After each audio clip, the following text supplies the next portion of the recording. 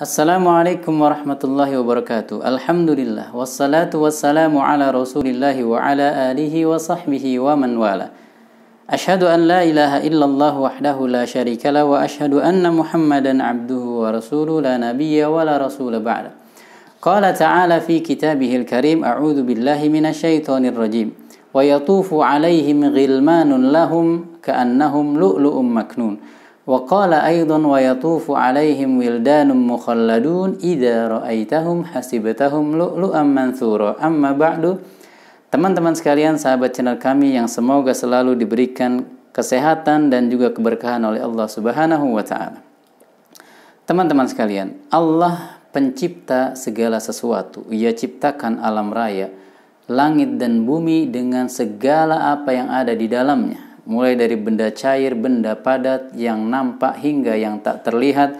Ia ciptakan kita, jin dan manusia, untuk tunduk dan taat. Dan apabila kita tunduk dan taat, ia telah menyiapkan sebagai imbalannya al-jannat.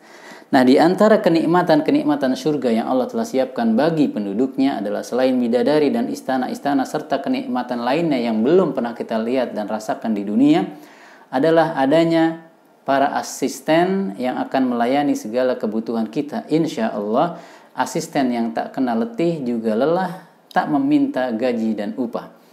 Mereka adalah wildanum mukhalladun atau ghilman. Nah, siapakah mereka?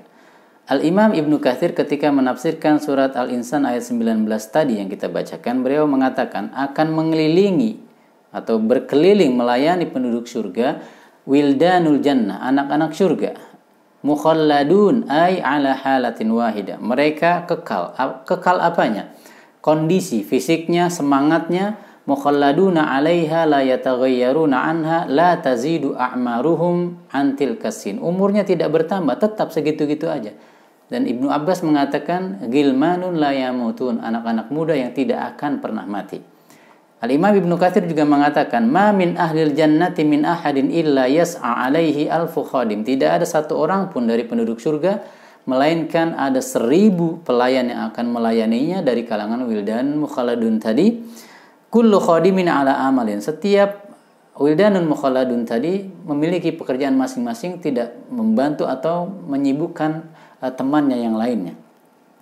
Nah, teman-teman sekalian, Al-Imam Ibnul Qayyim Al-Jauziyah kemudian menukil pendapat Abu Ubaidah dan Al-Farra. Mukhalladun maknanya adalah la yahramuna wa la yataghayyarun. Mereka tidak berubah, tidak menjadi tua.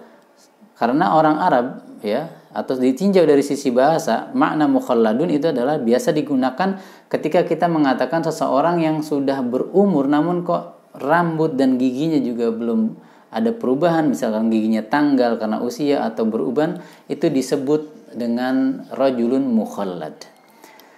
Nah, teman-teman sekalian, kemudian idza ra'aitahum hasibtahum lu'lu'an mansura. Jika penduduk surga memandang mereka, melihat mereka, mereka akan menyangka mereka ini seperti permata yang bertebaran. Nah, menurut Al-Imam Ibnul Qayyim Al-Jauziyah, diserupakannya wildanun mukhalladun dengan permata yang bertebaran itu ada 2 faidah. Faidah yang pertama, ad-dilalah ala annahum ghairu mu'attilin.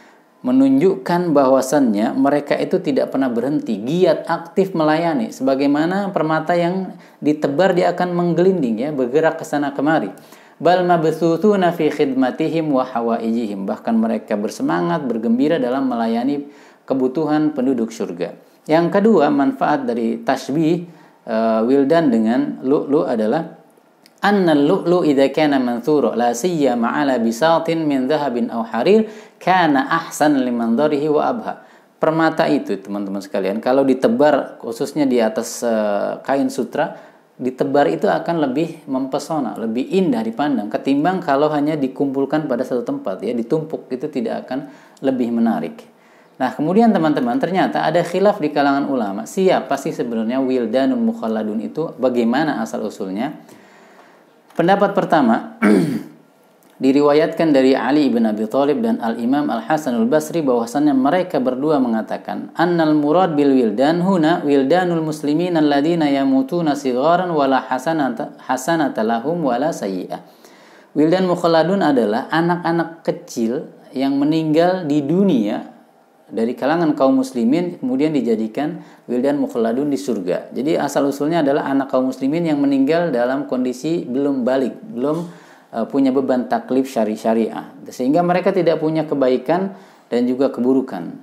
Pendapat Al-Hasan Al-Basri juga dinukil oleh Al-Imam Al-Baghawi di dalam Ma'alimut Tanzil, dalam tafsir beliau bahwasannya lam takun hasanatun fayusabu 'alaiha wala sayyi'atun fayu'aqabu 'alaiha. Mereka itu belum punya kebaikan sehingga diberi imbalan, belum punya keburukan sehingga dihukum atas keburukan tersebut.